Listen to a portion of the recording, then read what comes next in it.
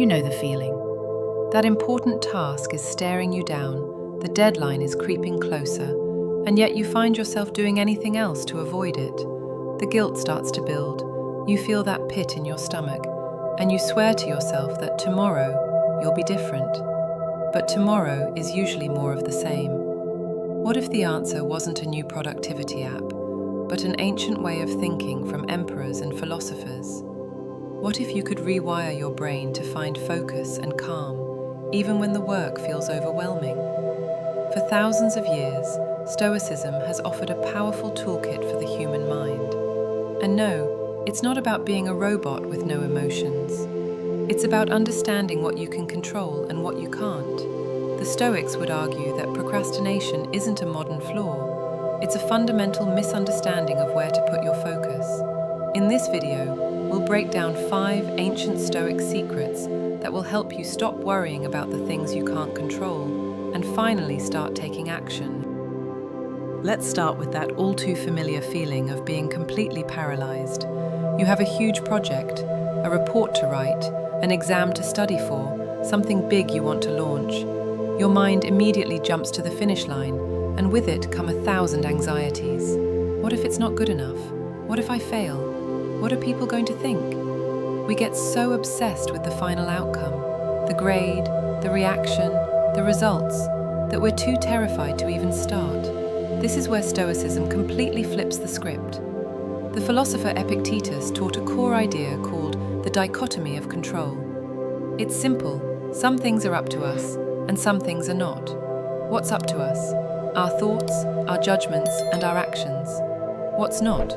Pretty much everything else. External events, what other people think, and the ultimate outcome of our work. Epicurus believed that most of our anxiety comes from trying to control things we were never meant to. Procrastination loves it when we tie our sense of self-worth to these uncontrollable results. To break free from this paralysis, you have to ruthlessly shrink your focus down to the only thing you control, your very next action. Forget the finished product, forget what anyone will think of it. Just ask yourself, what is the single physical action I can take right now? It's not write the report. It's open a new document. It's not study for the exam. It's read the first page of chapter 1. It's not build a website. It's sketch one layout on a piece of paper. This one action rule turns the scary monster of a final goal into a tiny, manageable step. You have total control over opening that document. You have zero control over whether your boss will love the report. Stoicism teaches you to find satisfaction in taking the action itself, not in the applause that might or might not come later. So, maybe you manage to start, but then a second wave of dread washes over you. You look up and see the entire mountain you have to climb, and your motivation just evaporates. The sheer size of the task feels impossible, like a physical weight on your mind.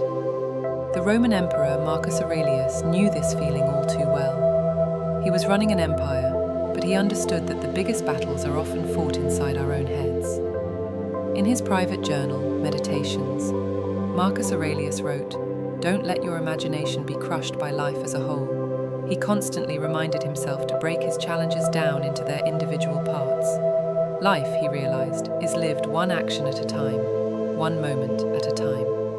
By focusing only on the single piece right in front of you, you stop your mind from getting overwhelmed by everything you haven't done yet. It's the art of seeing a huge task, not as one solid block, but as a collection of small, doable actions.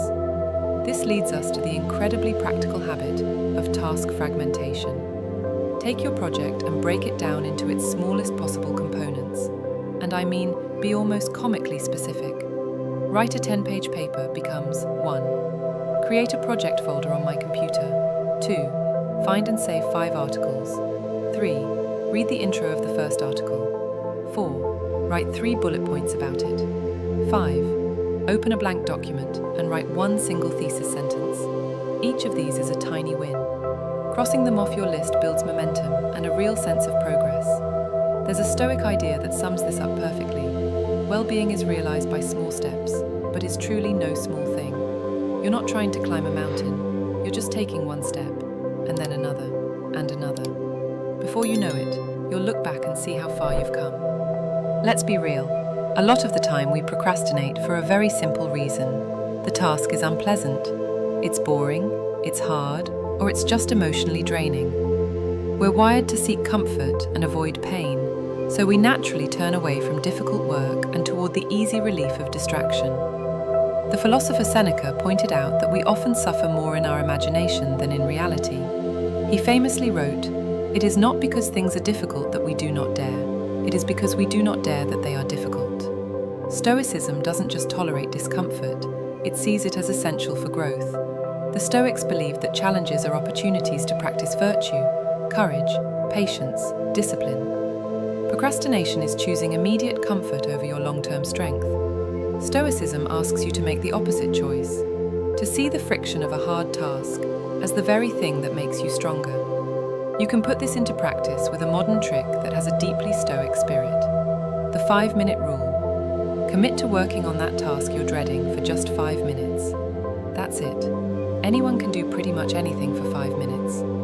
Set a timer, and when it goes off, you have full permission to stop. What usually happens? You'll find that the discomfort you were imagining was way worse than the reality of doing the work. The biggest hurdle is just getting started. Once you break through that initial wall of resistance, it's so much easier to keep going. Those 5 minutes often turn into 10 or even 30. By willingly stepping into discomfort for just a short time, you prove to yourself that you can handle it, which breaks down the very fear that was causing you to procrastinate. If you're finding this ancient wisdom helpful for your modern problems, take a second to subscribe and click the bell. We break down timeless ideas like these every week to help you build a more focused and resilient life. You're in the zone. You're finally making progress, and then, ding! An email, a text, a colleague with a quick question. Your focus is shattered, and you get frustrated. It feels easier to just give up for the day than to fight your way back into that state of flow. We don't just procrastinate before we start. We get derailed during the process because we're not ready for the inevitable interruptions. The Stoics were masters of mental preparation. Seneca practiced something called premeditatio malorum, or the premeditation of evils. This wasn't about being negative, it was about being a realist. Before starting anything important, he would think about all the things that could possibly go wrong. By anticipating obstacles and interruptions, he was mentally and practically prepared to handle them without getting upset or thrown off course. You can use this exact technique with a pre-mortem. Before you start a work session, take 2 minutes and ask yourself, what are the most likely things that could pull me off track in the next hour? Be specific. Is it your phone, your email, feeling hungry, people walking in? Now, for each one, decide on your defense ahead of time. Phone, it goes in another room. Email, the tab gets closed. Potential interruptions, you put on headphones. By planning for these obstacles in advance, they lose their power to surprise you. You're no longer a victim of random distractions. You're a strategist who is prepared for the reality of the day. And then there's the most confusing kind of procrastination, the kind where you don't even know why you're doing it. It could be a hidden fear of success, crippling perfectionism, or just a lack of clarity on your goals sabotaging you from below the surface. You can't fix a problem if you don't know what's causing it. As Socrates, a major influence on the Stoics, famously said, "The unexamined life is not worth living." Self-reflection is the bedrock of Stoic practice. Every evening, Seneca would review his day, asking what he did well, where he could improve, and why he made the choices he did. Marcus Aurelius's Meditations is basically the most famous self-reflection journal in history. Stoic journaling isn't just about writing down what happened, it's about understanding your own mind to get better. You can adopt this practice with a simple daily ledger.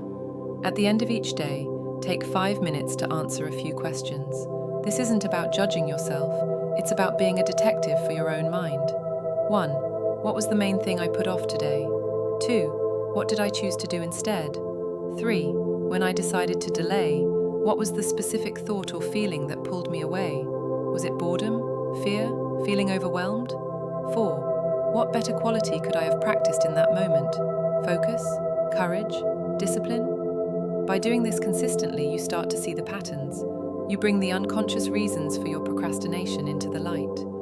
You might discover you only put off creative work because you're afraid it won't be original, or that you avoid emails because you find them meaningless. Once you know the why, you can use the other Stoic tools to address the real problem. And there you have it, 5 ancient, battle-tested strategies to finally break the cycle of procrastination. First, use the one-action rule to beat paralysis by focusing only on the immediate next step. Second, practice task fragmentation to turn mountains into tiny, manageable steps. Third, use the 5-minute rule to build your mental toughness by facing discomfort willingly. Fourth, run a pre-mortem to neutralize distractions before they even happen. And fifth, keep a daily ledger to understand what's really driving your delay. Ultimately, Stoicism teaches us that being productive isn't the real goal. The goal is to live a life of purpose, resilience, and tranquility. Overcoming procrastination is just a side effect of building a stronger, more disciplined mind. It's about putting your energy where it matters, on your own actions, right here and right now. So, here's the challenge. Pick one of these 5 practices, just one, and actually apply it today.